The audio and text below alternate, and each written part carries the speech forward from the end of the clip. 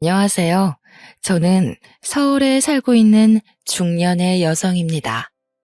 이렇게 글을 쓰게 된 데에는 각자의 이유가 있겠지만 저는 시댁 이야기를 전하고 싶어서 글을 쓰게 되었습니다.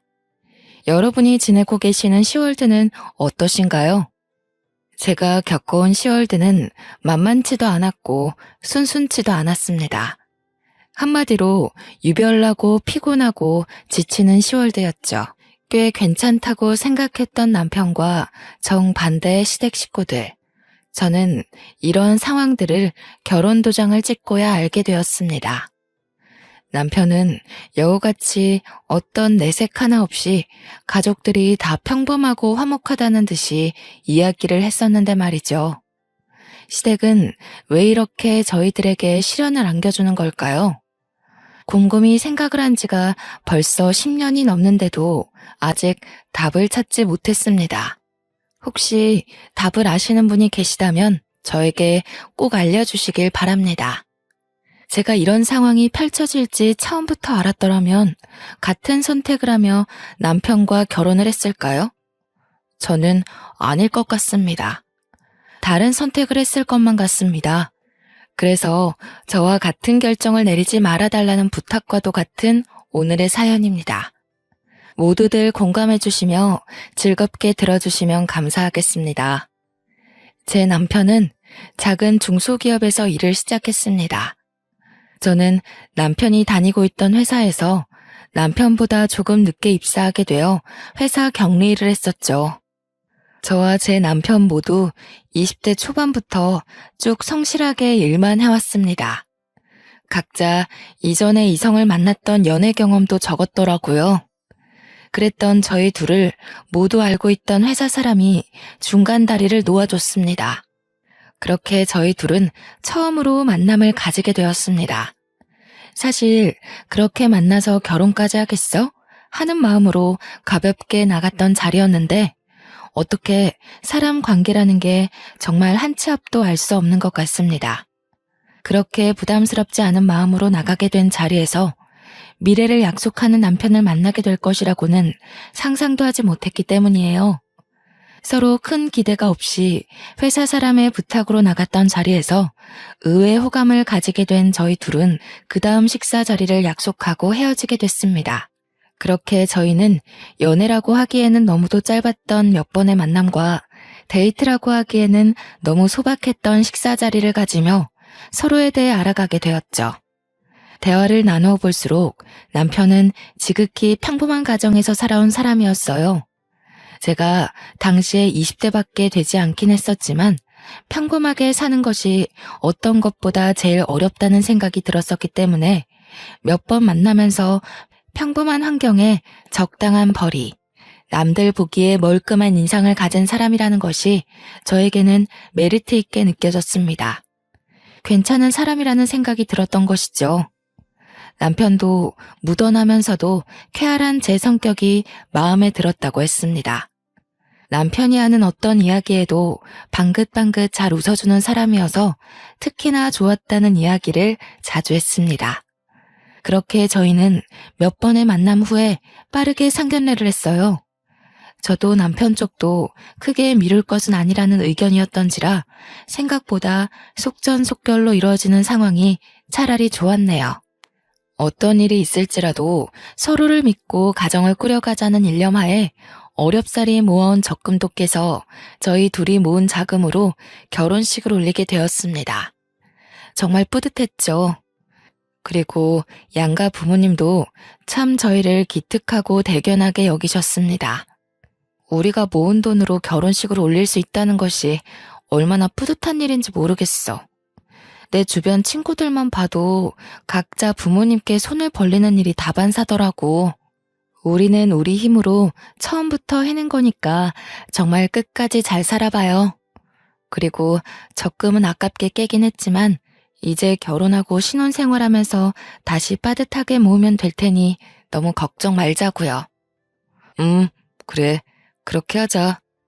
정인이 네가 그렇게 알뜰살뜰하게 지내온 줄 몰랐어. 정말 네 덕이 크지. 고마워.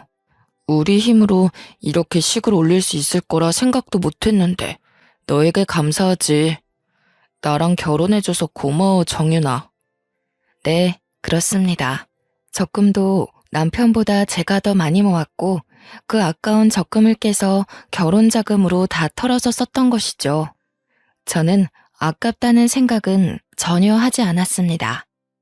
돈이야 모으면 금방 모을 수 있고 행복한 우리 가정이 최우선이었기 때문이죠. 하지만 저희 부부에게 가장 큰 산은 결혼식이 아니었죠. 지금도 그렇지만 신혼부부에게 가장 난제는 집을 구하는 것이라는 것에 모두 동의하실 것이라 생각해요. 저희 둘이 함께 다니던 회사가 서울에 위치해 있어서 최대한 서울에 있는 집을 구하고 싶었어요. 하지만 부동산을 몇 번을 돌아보고 발품을 팔아도 도저히 서울에서 집을 구하는 것은 어려운 일이더군요. 그래서 저희 수중에 있는 돈으로 가능한 곳을 찾다 경기도 지역으로 빠지게 되었습니다. 아, 여보, 어떡해요. 진짜 결혼식은 어떻게 올린다 해도 집이 도저히 안 구해지네. 집이 많아도 우리가 살 집은 없다는 것이 너무 슬퍼요. 어떻게 하는 게 좋을까요? 그래도 서울에서 집을 얻고 싶긴 한데 나중에 애들 교육도 그렇고. 고민이 많이 되기는 하지만 어떻게 생각해도 서울권 내에서 집을 구하기는 어려울 것 같고. 그렇지? 그러면 차라리 우리 집 근처는 어때? 경기도권인데 서울까지 올라오는데 지하철로 30분도 안 걸려. 그리고 혹시 나중에라도 우리가 돈 모으면 언제든 서울로 이사 갈 수도 있는 거니까 이게 제일 합리적인 방법일 것 같은데? 그렇게 저희는 시댁에서 가까운 곳으로 신혼집을 차리게 되었어요. 사실 조금 걱정도 되기도 했습니다. 저를 잘 아는 친정 언니들도 그렇게 시댁 식구들이랑 가까이 지내는 것이 괜찮겠냐고 저를 걱정하며 만류하기도 했죠. 하지만 시댁에서는 가까운 곳에 집을 얻었다고 잘했다고 기특하다며 도와주신 자금이 있었기 때문에 제가 불편할 것 같다는 이유로 그저 계획을 틀어버릴 수도 없었던 상황이었습니다. 아이고, 우리 새아가 예뻐라 예뻐. 어떻게 신혼집을 이쪽에다 구할 생각을 다 했대? 그래, 요즘 애들은 시댁이랑 떨어지려고 그렇게 난리라던데 우리 새아가는 얼마나 착해. 누가 먼저 말하지 않아도 이렇게 시댁 식구들이랑 잘 지내고 모실 생각도 하고 정말 대견해 며느라가. 그렇게 저희 부부는 평탄하게 신혼집을 구하고 평범하게 결혼식을 올릴 수 있었어요. 가정을 꾸리면서 행복하게 펼쳐질 우리 가정에 대한 상상을 하며 지냈던 시간이었습니다. 하지만 꿈과 현실은 분명히 달랐습니다. 시댁 어머님이 그렇게 평범하신 분이 아니더라고요. 상견례 자리에서나 결혼식을 준비하며 몇 번 만나 뵈었을 때 어머님의 모습은 진짜 어머님의 본 모습이라고 하기 어려운 가면을 쓴 모습이었어요. 사실 아직까지도 잘 모르겠습니다. 어머님께서 일부러 숨기신 것인지 낯을 가리셨던 것인지 말이에요. 우선 어머님은 말씀이 굉장히 강하신 분이었습니다. 억세고 드센 말씀을 아무렇지 않게 하시곤 했어요. 그리고 저희 부부가 살아가는 모든 과정이 못 믿었게 생각하셨어요. 저희 가정에 참견하시는 정도가 정말 도를 지나치다 못해 선이 없었습니다. 저는 우선 집에서 막내로 살아왔기 때문에 밥을 하거나 반찬을 다양하게 만들어 본 경험이 적었어요. 신혼 초에 그래도 남편 맛있게 밥을 지어주겠다며 요리 학원을 다니기도 했었지만 그 사실을 알게 된 어머님께서 도대체 음식을 돈 주고 배우면 얼마나 배운다고 당장 그만두고 CME 둬서 뭐하냐는 이야기로 혼을 내셔서 바로 그만두고 그날 이후로 어머님께 직접 요리를 배우고 있었습니다. 아니, 얘는 돈 아까운 줄도 모르고 음식 그 몇 개 만든다고 그걸 돈 주고 배우니? 참 요즘 젊은 애들 생각도 짧지. 얘, 그 돈 있으면 우리 옷이라도 하나 사다 줘라. 그 요리학원 그렇게 비싸다던데 며느라가 금전적으로 여유가 좀 있나 보다. 힘든 줄 알았는데 아니었네. 우리 아들만 고생하고 밥 못 먹고 사는 건 아니었나 싶기도 하고. 사실 저도 남편과 함께 출퇴근을 하고 있는데 퇴근 후에 따로 시댁을 찾아가서 어머님께 요리를 배우고 그날 만든 음식을 그대로 싸서 저희 집으로 가져가는 것 정말 쉽지 않았습니다. 게다가 어머님께서는 아들내미 밥 먹이는 거 식지 않게 따뜻하게 먹여야 한다면서 꼭 저를 그렇게 닥달하시고 굼뜨다고 빨리빨리 챙겨서 어서 가라 이야기를 하시곤 했어요. 저도 이 집의 식구가 된 건데 아들만 챙기시는 어머님. 마음이 울적했지만 남편을 생각해 주시는 마음은 한편으로는 감사했고 어머님도 피곤하실 텐데 제가 요리하는 것을 알려주시는 것도 감사한 마음도 있었기 때문에 그냥 그러려니 넘어가려 노력했답니다. 또 한 번은 제가 빨래를 집안에 널어두고 출근을 했었는데 집에 돌아와 보니 널어둔 빨래가 사라졌지 뭐예요. 이게 뭐지? 도둑이 든 건가? 싶은 마음에 너무 놀라서 남편을 붙잡고 큰일 났다, 도둑이 들었나 보다 이야기를 하며 집을 차근차근 봤는데 없어진 것은 오직 빨랫감이었습니다. 이게 뭔가 싶어서 설마 하는 마음에 옥상으로 향했네요. 저희 빨랫감들이 다 옥상에 다시 널려 있었던 것입니다. 너무 충격을 받은 저는 이게 무슨 상황인가 싶어서 넋을 놓고 있었는데 생각해보니 저희 집 열쇠를 가진 사람은 저와 남편뿐이었습니다. 남편에게 혹시 몰라 이야기를 했어요. 여보, 나는 다른 사람한테 열쇠 준 적 없는데 당신 혹시 다른 사람한테 열쇠 준 적 있어요? 그게 미리 말했어야 하는 건데. 남편이 그렇게 뜸을 들이며 하는 말이 더 가관이었습니다. 시댁 어머님께 열쇠를 카피해서 넘겨드렸다는 거예요. 그것도 제 의사도 묻지 않고 그냥 그렇게 넘겨드렸다는 사실이 참 놀랍고 기가 찼습니다. 아니 여보, 그게 무슨 소리야? 나한테 그런 이야기 한 적 없잖아. 그게 어쩌다가 그렇게 되어버렸네. 엄마가 우리 집 살림 좀 도와주겠다잖아. 도와주시겠다는 것을 싫다고 거절할 수도 없고, 당신한테 말했다가는 당신이 팔짝 뛰면서 싫어할 게 뻔하고. 아니, 그렇다고 해도 나한테 아무 이야기도 없이 그렇게 마음대로 할 일이야, 그게? 집 열쇠를 드리는 게? 드렸으면 드렸다고 나중에 말할 수 있었잖아. 도대체 여보는 나랑 사는 거야, 어머님이랑 사는 거야? 그렇게 저희 부부는 부부싸움이라는 것을 하게 되었습니다.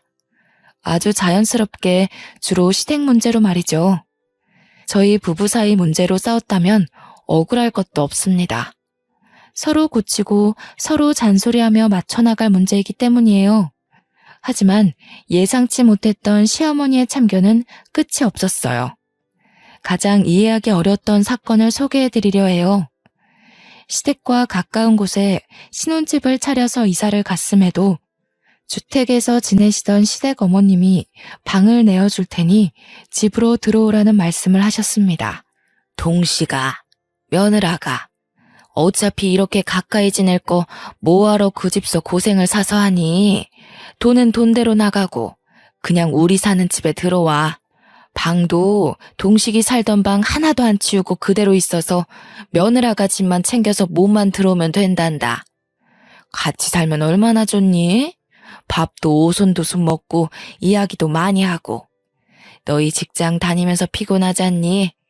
애미가 되어서 밥 좀 차려주고 따스한 음식 먹이고 빨래도 하고 챙겨주고 싶어서 그렇지. 너희 고생 덜 시키려고. 어머님께서는 저희를 덜 고생시키고 더 배려해 주시려는 마음이시라고 하더군요. 하지만 저는 도무지 이해가 어려웠습니다. 시댁과 이만큼 가까이 지내게 된 것도 엄청난 고민 끝에 들어오게 된 것이기 때문이죠. 어머님께서는 어디까지 원하시는 것인지 들어와서 사시는 것까지 원하시다니. 달콤할 것만 같았던 신혼생활은 어느새 불편한 현실이 되었고 저희 부부는 끊임없이 삐걱거리며 부부싸움을 했었죠. 여보, 어머니 얘기는 이해가 되긴 하지? 어떻게 생각해? 맨날 부정적으로 생각하지 말고 대화를 해보자, 이성적으로. 아니, 내가 이성적이지 않다는 이야기야? 그리고 대화를 시작하기도 전에 내가 부정적이라는 이야기를 못 박아버리면 내가 무슨 이야기를 어떻게 하라는 거야? 우리 결혼한 지 얼마 됐어? 10년이 된 거야? 20년이 된 거야? 아직 신혼이잖아, 우리. 어머님 댁에 가까이 지내는 것만으로도 충분히 스트레스 받으면서도 감사하게 잘 지내고 있는데 내가 어떻게 더 양보하라는 거야? 그래, 당신 마음이 서운한 거야, 알겠어. 그거 모르겠다는 거 아니잖아. 어머니가 왜 들어오라고 하시겠어? 거리도 가깝고 어머니가 왔다 갔다 하시면서 우리 집안 살림 도와주시고 밥 해주시고 그러면서 전셋집 살아갈 바에 그 돈은 빼서 우리 비상금으로 갖고 있고 나중에 더 좋은 집 사면 되잖아. 생활비도 아끼고 엄마 밥 먹고 얼마나 좋아? 퇴근하고 편안하게 쉴 수 있는 거잖아. 우리 지금 퇴근하고 얼마 못 쉬고 집안일 하다가 지쳐서 자잖아. 이게 뭐야? 아니 그래서 어머님 댁으로 들어가겠다고? 귀엽고 그러시겠다는 거지? 부부싸움을 하는 것도 지치는데 남편은 진짜 남의 편인지 뭔지 자기 엄마 편을 그렇게 들어대는 것이었습니다. 아니 신혼인데 적어도 이 짧은 시기만이라도 제 편을 들어줘야 하는 게 맞지 않나요? 남편 꼬락서니가 너무 화가 나고 열이 받았어요. 남편은 계속 시댁 어머님께서 당신 생각이 분명히 있어 불렀을 거라며 끝까지 엄마 편을 드는 거예요. 저는 그래 좋다, 네 맘대로 해라 하는 심보로 화가 나서 친정언니네로 피신을 했어요. 언니, 나 진짜 너무 힘들어. 도대체 시댁이란 게 원래 이런 거야? 이렇게 피 말리는 게 시댁인가? 우리 엄마도 우리 집 열쇠 안 갖고 있는데 왜 시어머니만 우리 집 열쇠를 갖고 있어야 해? 내가 왜 다 참아야 하고 남편 좋으라고 요리학원 다니는 것도 그만두고 시어머니 밑에서 눈치 보며 요리를 배워야 하는 거냐고. 정말 이해할 수 없어 미치겠다니까. 열불이 나서 참지 못하겠다는 얼굴로 계속 볼멘 소리를 퍼부어대는 저의 모습을 보고 무뚝뚝한 친정언니도 어느새 제 편을 들어주며 같이 욕을 해주더라고요. 그게 얼마만에 시원한 마음이었는지 모르겠더군요. 저희 언니, 제 편 그렇게 쉽게 들어주는 사람이 아니었거든요. 결혼할 당시에도 어떤 살림살이도 보태준 것 없이 혼자 힘으로 해야 끝까지 씩씩하게 잘 사는 것이라며 덕담만 해주었던 언니였기 때문이에요. 그렇게 제 입장을 이해해주는 언니와 살아갈 수만은 없는 입장이었습니다. 회사에 가면 남편을 마주하고 아빠를 찾는 저희 아이는 어떻고요? 그래서 저도 작심하고 어머님과 남편 둘에게 제대로 된 대화를 해야겠다 마음을 먹었습니다. 어머님 생각에는 우리 부부가 둘 다 힘들게 맞벌이를 하고 있는 게 안쓰럽다는 입장이셨어요. 남편과 싸우면서 나누었던 대화, 동일하게 시어머니 입을 통해 듣게 되었습니다. 일 다녀오면 얼마나 지치니? 집안일 하기 힘들고 피곤할 테니 그냥 시댁으로 들어오면 편하게 밥 먹고 잠자고 얼마나 좋니? 그렇게 편하게 지내라는 의미였지 다른 건 아니었단다. 그렇게 분을 낼 일은 아니라는 생각인데 세아가? 남편이랑 너무 그렇게 날 세우며 싸우지 마라. 난 보기 안 좋다. 하지만 제 입장에서는 결혼한 지 얼마 안 되는 신혼에 곧 태어날지 모르는 아이가 생길 수 있는 것이기도 하고 시댁으로 들어가게 되면 어머님, 아버님 눈치를 볼 수밖에 없는 상황이었습니다. 쉬는 게 아닌 것이죠. 예를 들어서 주말에 몸이라도 편안하게 외식을 하러 간다고 해도 시부모님께서는 사치스럽다고 꾸중을 하시더군요. 어머머 얘들 좀 봐. 집에서 다 해먹을 수 있는 음식들을 못하러 밖에 나가서 비싼 돈 주고 그걸 사먹니 사먹길. 다들 배짱도 어지간히 좋다. 니들 그 돈 다 모아봐라. 티끌 모아 태산이란 말 모르니?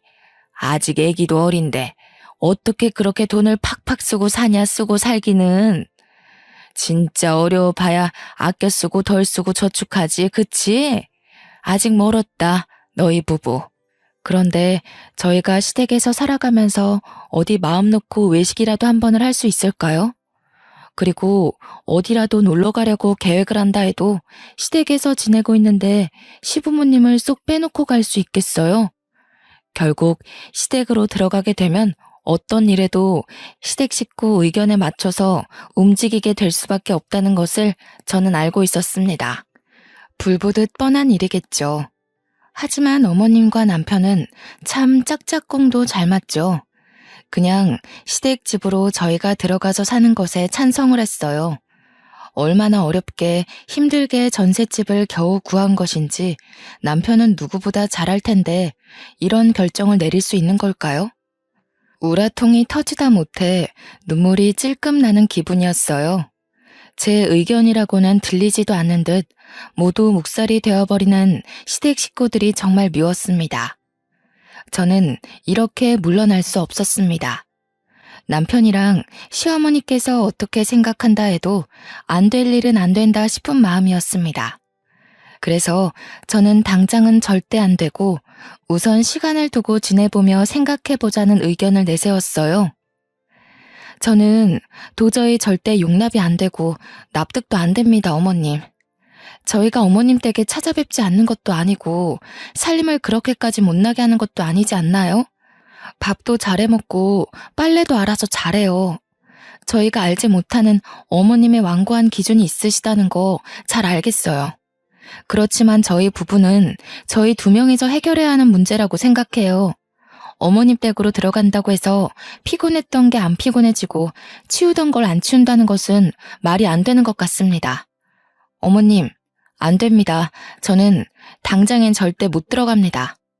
같이 가야 하는 제가 이렇게 완강하게 반대 입장을 보이니 남편도 시어머니도 주춤하는 모습이 있었습니다. 제가 여태 한 번도 이렇게 강하게 시어머니께 반대 의견을 보였던 적이 없었기 때문이었겠죠. 그렇게 다행히도 제 뜻대로 시댁과 가까운 문제의 신혼집에서 생활을 몇 년간은 이어갈 수 있었어요. 바로 아이가 생겼기 때문입니다. 아이를 임신하고 출산하는 과정에서는 시부모님도 어쩌지 못하시고 이사와라 들어와라 같이 살자는 말씀이 전혀 없으시더군요.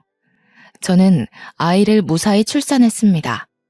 그리고 아이가 커가는 모습에 까르르 웃어주는 그 얼굴에 그간 받아왔던 스트레스도 단번에 풀렸어요. 저는 그렇게 아이를 바라보며 행복하게 살아갈 수 있을 거라 생각했었죠. 하지만 그렇게 강했던 어머님은 어디 가신 것이 아니었습니다. 어머님 친구분 중에 한 분이 다단계를 하신다는 것은 익히 들어와서 알고 있었던 사실이었습니다. 어머님과 굉장히 친했던 친구분이었는데 그 길로 빠졌다며 뒷이야기를 많이도 하셨기 때문에 알고 있었어요. 에이구, 그 바보 같은 순자. 나랑 국민학교 같이 다닐 때부터 그렇게 바보 같은 구석이 있었는데 나 이럴 줄 알았다니까. 다단계 빠졌다는 얘기는 애초에 했었지? 그래, 그거 말고 또 하나 더 시작했다네. 바보 천치도 그런 바보 천치가 없어요. 인생 그렇게 낭비하지 말라고 그렇게 말려도 애가 말을 들어야지. 원참. 지 인생 그렇게 쉽게 말아먹는 것도 능력이다, 능력이야. 난 그냥 손들라고. 순자, 내가 아무리 뭐라 해도 안 들어.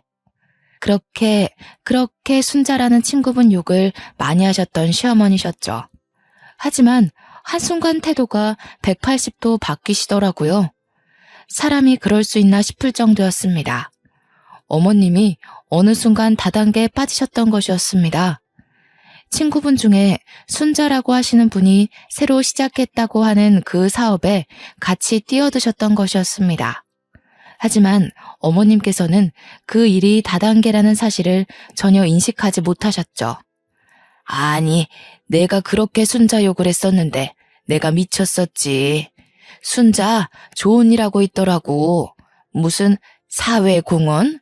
그런 것도 하고 돈을 겁나게 쓸어 모으던데 알고 보니 누이 좋고 매부 좋은 그런 일을 하고 있더라고. 나도 돈 벌고 순자도 돈 벌고 같이 돈 벌고 같이 부자 되는 그런 일이었어. 진짜 내가 멍청했지. 나쁠 게 하나 없는 괜찮은 일이었는데 이제야 시작하다니 아이고 아까워라. 이런 말씀을 하시면서 은근히 투자에 대해 말씀을 하시는 것이었습니다. 시작은 이미 하셨는데 더 나은 투자를 받아서 파일을 키우고 제대로 해보고 싶으시다는 것이었습니다.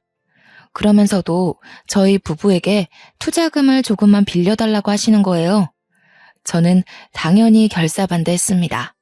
어머님께 그런 식으로 말씀드리면 안 되는 것은 알고 있었지만 직설적으로 다단계에 대해 안 좋은 이야기를 직접 말씀드렸고요. 어머님, 지금 무슨 일을 하고 계신지 알고 계세요? 그 좋다는 거 다단계예요, 다단계. 다 허울만 좋은 사업이지 다단계라고요, 어머니. 어머님 친구분이 다단계 하신다고 그렇게 욕하시고 미워하고 걱정하셨던 건 생각 안 나세요? 그런데 어떻게 이렇게 갑자기 투자까지 위험하게 하시면서 다단계를 해보시겠다는 거예요? 정신 차리세요, 어머님. 진짜 저희 집안 다 말아먹으면 어머님께서 책임지실 수 있으세요? 있는 재산 없는 재산 다 눈앞에서 한순간에 사라질 수 있는 심각한 일이에요, 어머니. 진짜 그만하셔야 해요. 저는 남편에게도 호소를 했어요.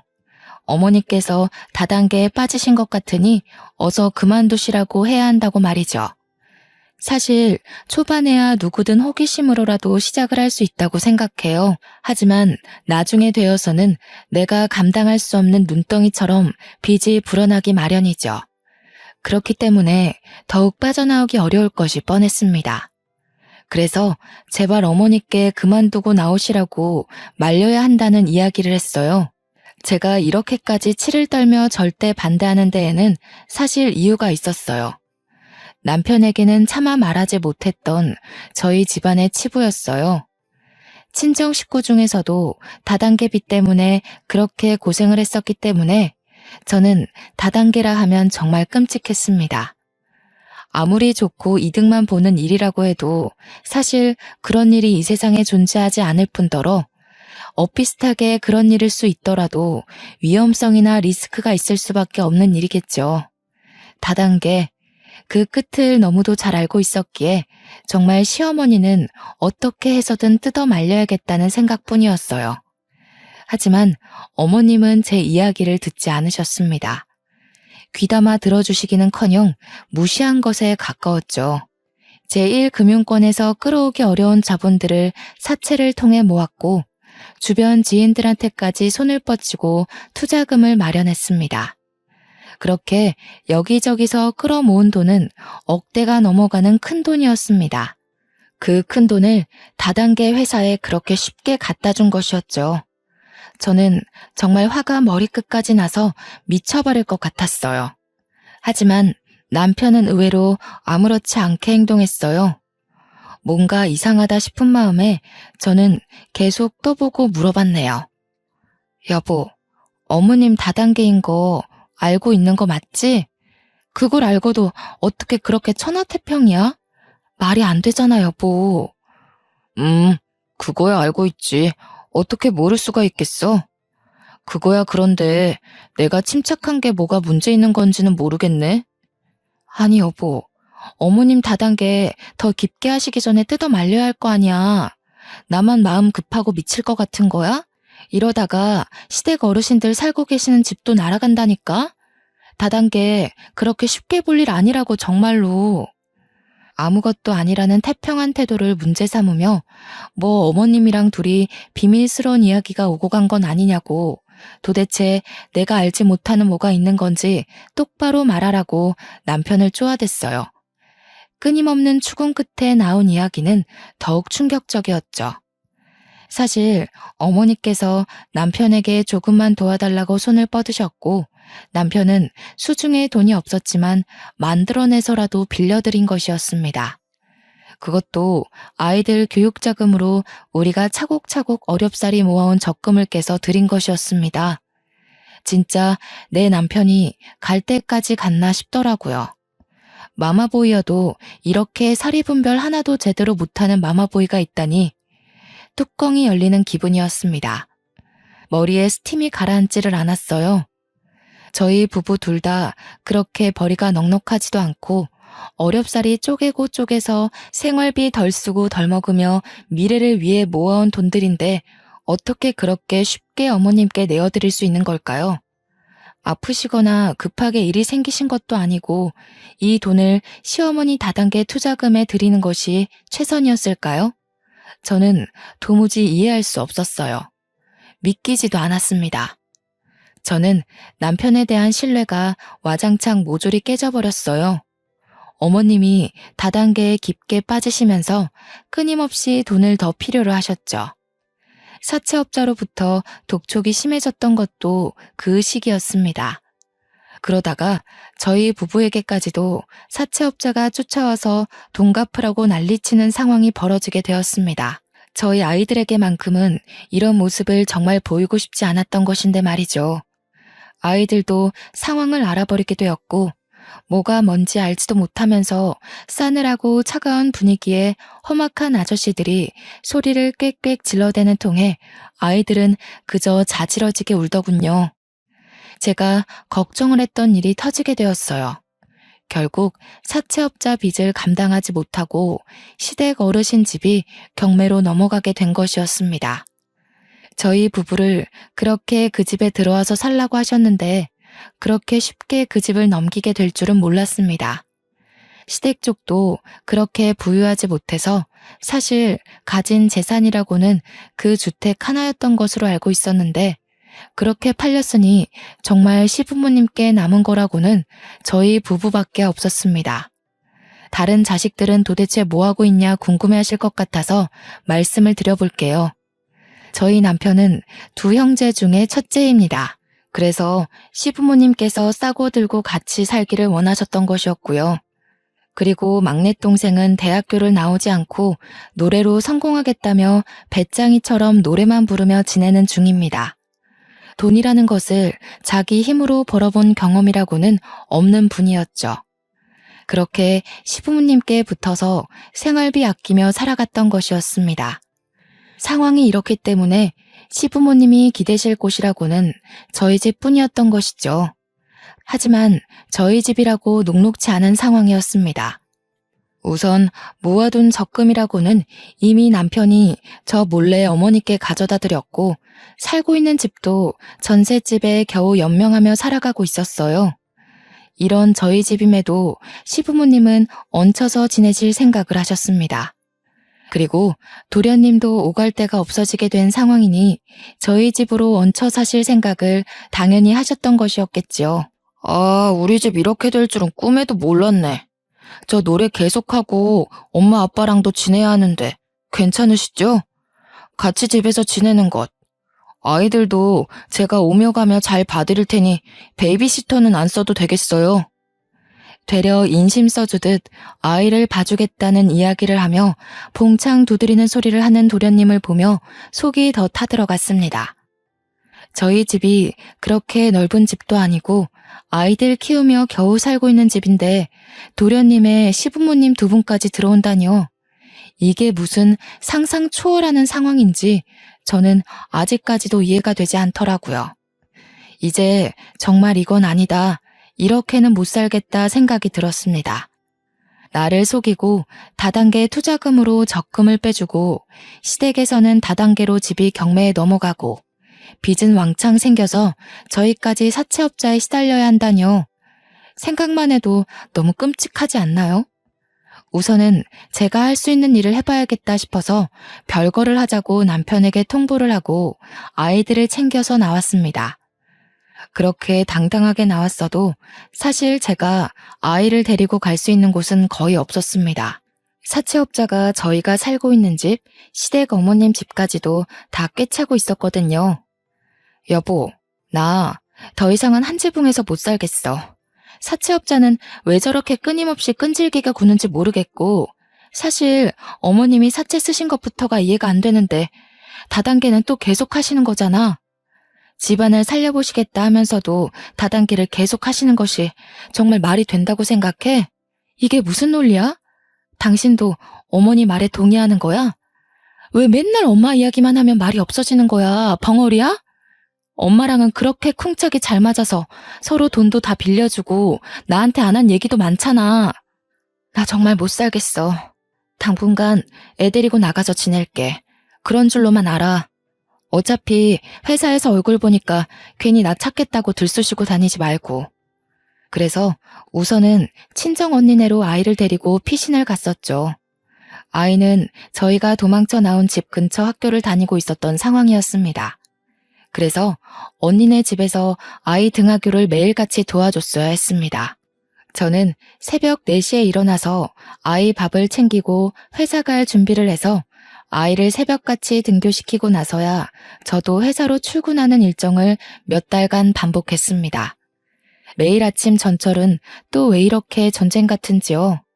아이를 데리고 타기에 숨이 막히고 아이한테도 정말 못할 짓을 하는 것 같아 너무도 미안한 마음이 컸어요. 정말 딱 죽을 것 같다는 표현이 적절한 상황이었습니다. 참기 어려운 고통이었습니다. 아이를 키우는 것부터 별거하고 있는 상황에서 회사에 출근하면 남편 얼굴을 마주해야 한다는 것이 힘들었습니다. 아이를 낳고 나이도 먹고 이직하기 어려운 상황에 제가 답답하기만 했습니다. 회사 하나 마음대로 못 그만두고 못 옮기고 있는 제 처지가 참 딱하더군요. 차라리 빠르게 이혼 도장 찍고 나라 도움이라도 받으며 사는 것이 나아도 낫겠다는 생각뿐이었어요. 맨날 남편이랑 시댁 식구들 사채업자를 피해 다니는 것이 너무도 끔찍했고 아이에게도 너무 큰 상처라는 생각이 들어서 정말 눈물나게 미안했습니다. 저는 남편과 진지하게 대화를 했어요.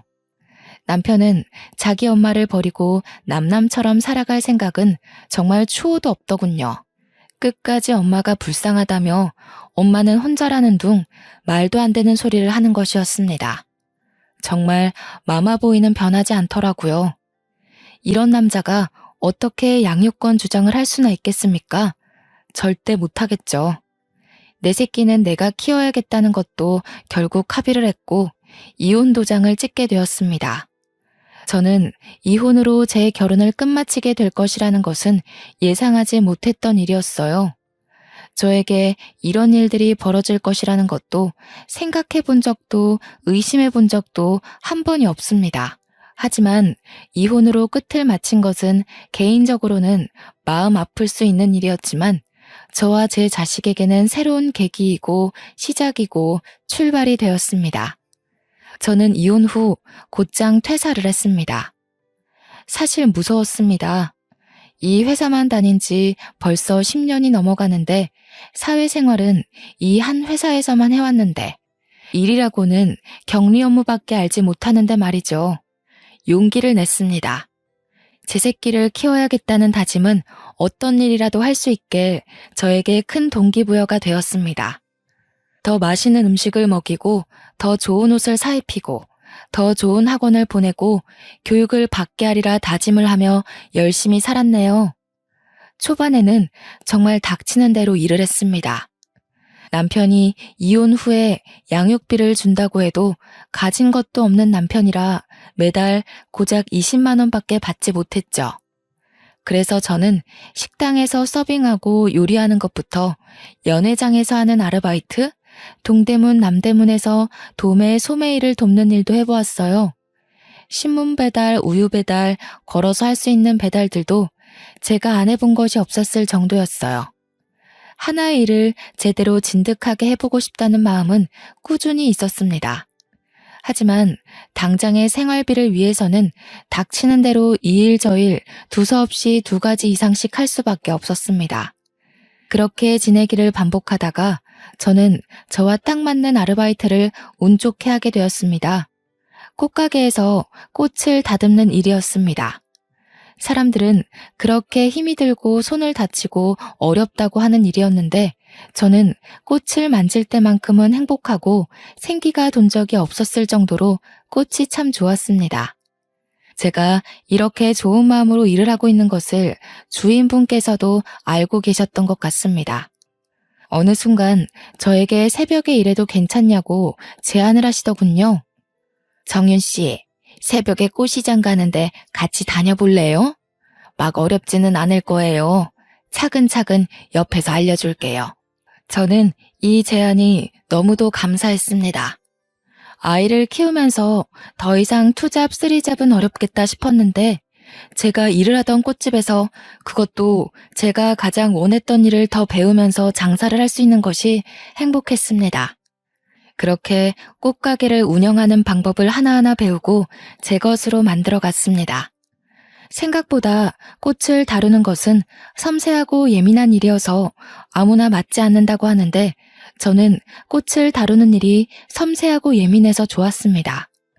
제가 다루는 대로 다루어지고 물을 주면 주는 대로 싱싱해지고 어떻게 잎사귀와 줄기를 자르고 어떤 꽃과 어떤 꽃을 곁에 두는지에 따라 분위기가 달라지는 그 성취가 참 좋았습니다. 하지만 안타까운 일이 생겼어요. 의지했던 사장님께서 몸이 편찮아지신 것이었죠. 그렇지만 위기가 기회로 찾아왔습니다. 그 가게를 저에게 인수해 주시겠다는 것이었죠. 그것도 따로 값을 치르지 않고 말이에요. 제가 지극정성으로 가게를 운영하고 아르바이트라고는 하지만 누구보다 열심을 내는 모습과 새벽에 어떤 일이 있어도 늦지 않고 일을 함께 해준 것이 고맙다며 저에게 가게를 맡기시듯 넘기신 것이었습니다. 저는 너무도 얼떨떨하고 몸이 아프신데 이렇게 넘겨주셔도 괜찮나 사장님이 걱정이 되었어요. 하지만 사장님은 이미 노후 자금도 넉넉히 챙겨두셨고 자식들도 자기 밥벌이하고 보험도 꽤 괜찮게 들어둬서 현재로서는 걱정이 크게 없다고 하시더군요.